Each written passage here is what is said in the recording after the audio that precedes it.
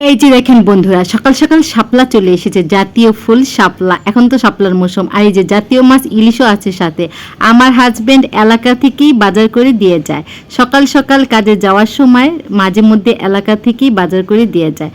অফিসে চলে যায়, তো বাজার করার সময়ও পায় না। সপ্তাহে 1-2 বার বাজার করে, আর মাসেও 1-2 বার বাজার করে। তো এই যে দেখেন, ইলিশ মাছের পেটে কিন্তু ডিম আছে। এত ছোট ইলিশ মাছের পেটেও ডিম। তো 4টে ইলিশ মাছ আর সাথে ডাটা আর শাপলা কিনে দিয়ে গেছে। তো এই যে দেখেন, এইগুলা হচ্ছে শুটকি। আমি বলেছিলাম শুটকি কিনে দিও, আমার শুটকি খেতে ইচ্ছে করেছে। তো ডাটা দিয়ে শুটকি খেতে ইচ্ছে করছিল খুব, আর ইলিশ মাছ দিয়ে শাপলা। তো এখন তো শাপলার মৌসুম। ছোটবেলায় এই শাপলা নিয়ে কত খেলেছি। বিলে চলে যেতাম শাপলা তুলতে, পানির মধ্যে নেমে শাপলা তুলতাম। আর শাপলা এনে এভাবে যেগুলো না ফুটতো এভাবে হাত দিয়ে ফুটাইতাম। আর শাপলার ভিতরেও কিন্তু একটা জিনিস হয় বন্ধুরা, এই যে কিছু কিছু শাপলার ভিতরে কিন্তু ঢ্যাপ বলে। অনেকে হয়তো চিনেন যারা গ্রাম দেশে থাকেন। এই যে এটাকে বলে ঢ্যাপ। অনেক শাপলার ভিতরে ঢ্যাপ হয়, ঢ্যাপের খই হয়। আমরা এগুলা তুলে এনে কি করতাম, এগুলা থেকে এই যে ভিতরে দানা দানা শস্যে দানার মতো এগুলা বের করে তারপরে রোদে শুকাতাম, এরপর ভাজতাম বালি দিয়ে, তারপরে খইয়ের মতো ফুটতো। এগুলোকে বলে ঢ্যাপের খই। আর এই যে শাপলাগুলো কুটা হয়ে গেছে, এখন একটু লবণ দিয়ে মেখে রাখবো। শাপলা কুটার পরে লবণ দিয়ে একটু মেখে নিলে না, শাপলা রান্না করার সময় কিন্তু মোটেও পানি উঠবে না, শাপলাতে এমনিতেই পানি চলে আসে। তো এই যে ইলিশ মাছ কুটি এখন ভেজে নিচ্ছি। তো ইলিশ মাছ ভাজতে গিয়ে মনে হলো যে আমার ছেলে মেয়ে কেউই তো ইলিশ মাছ খেতে চায় না কাটার ভয়ে। তো ওদের জন্য কি করব, আজকে তো ইলিশ মাছ কিনে দিয়ে গেছে আর শাপলা। তো আমার ছেলে আর মেয়ে তো শাপলার তরকারি খাবেই না। তো সেজন্য ওদের জন্য কয়েক পিস মাছ ভেজে নিচ্ছি। তো মাছ ভাজা হয়ে গেছে, এখন তুলে নিচ্ছি। ইলিশ মাছের টুকরোগুলো চাইছিলাম একটু মচমচা করে ভাজতে, যে শুধু ভাত দিয়ে খাবে। আবার ভাবলাম যে না, একটু পেঁয়াজ দিয়ে দো পেঁয়াজও করে দিব, তাহলে ছেলে মেয়ে খেতে পারবে। কারণ ওরা তো কাটার ভয়ে ইলিশ মাছও খেতে চায় না, গুঁড়া মাছও খেতে চায় না। ওদের শুধু পাঙ্গাস মাছ আর মুরগি, চিংড়ি মাছ, যে মাছে কাটা নেই সেগুলো ওরা খাবে। তো এই যে শাপলার তরকারিটা এখন চড়াই দিতেছি, মাছ ভেজে রেখে দিয়েছি।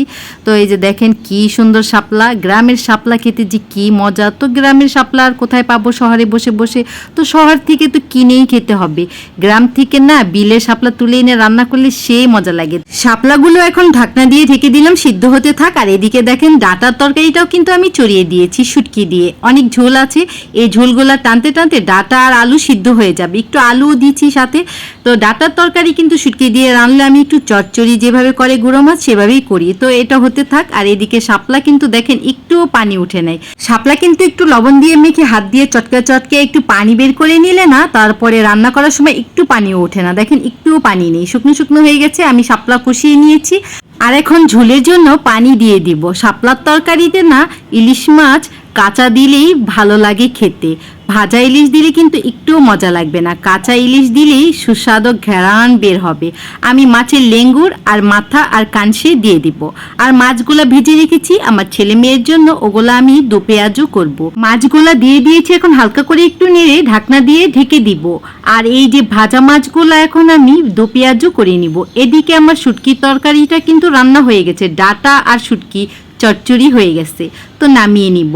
এখন আমি পেঁয়াজ ভেজে নিচ্ছি ইলিশ মাছ দু পেঁয়াজও করার জন্য। আমার ছেলে মেয়ে তো ইলিশ মাছ মোটেও পছন্দ করে না, তারপরও আজকে ওদের জোর করেই খাওয়াবো। কি আর করবো, ওর বাবা তো ইলিশ মাছ ছাড়া অন্য কোনো মাছই কিনে দিয়ে যায় নাই, তো খেতেই হবে। কি আর বলবো, আমার ছেলে মেয়েদের নিয়ে হয়েছে আমার যত জ্বালা। ওরা তো মাছ খেতেই চায় না। ছেলে তো শুধু ডাল পছন্দ করে, আর মুরগির মাংস, গরুর মাংস আর ডিম। মেয়ে মোটামুটি একটু মাছ খায়, ছেলে তো একেবারেই মাছ খেতে চায় না, করলা ভাজি, শাক সবজি কিছু খেতে চায় না। শুধু মুরগি, ডাল আর এই যে ডিম, এগুলাই চিনে ছেলে। তো যাই হোক, মাছটা ভুনা করতেছি। আর এদিকে শাপলার তরকারির ঝোলটাও কিন্তু টেনে গেছে, একটু মাখা মাখা আঠালো ঝোল রাখবো। আর এই চুলায় মাছ ভুনার তরকারি বসাই দিছি, তো ঢাকনা দিয়ে ঢেকে দিচ্ছি। আর এখন আমি চুলা পরিষ্কার করে নিব। তরকারি চুলায় থাকতে থাকতেই আমি চুলা মুছতে লেগে যাই, কারণ অনেক কাজ পড়ে থাকে। কি আর করব, রান্না শেষ না হতে হতেই আমি চুলা মোছার জন্য লেগে যাই। কোন কোন আপুরা আমার মতো এমন করেন কমেন্টে বলে যাবেন। আজকে আর আমি ডাল রান্না করব না, ছেলে তো প্রতিদিনই ডাল না হলে ওর ভালো লাগে না। তো আজকে লেট হয়ে গেছে, আজকে শুধু মাছ ভুনা আর শাপলার তরকারি আর শুটকির তরকারি দিয়েই চালিয়ে নিব। ডাল রাতে রান্না করে দিব।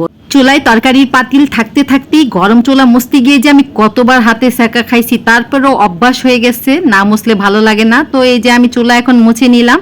আর বন্ধুরা, ভিডিওটা আর বড় করব না, এখানেই রেখে দিব। তো আবারও দেখা হবে আপনাদের সাথে, সে পর্যন্ত ভালো থাকবেন সবাই। আল্লাহ হাফেজ।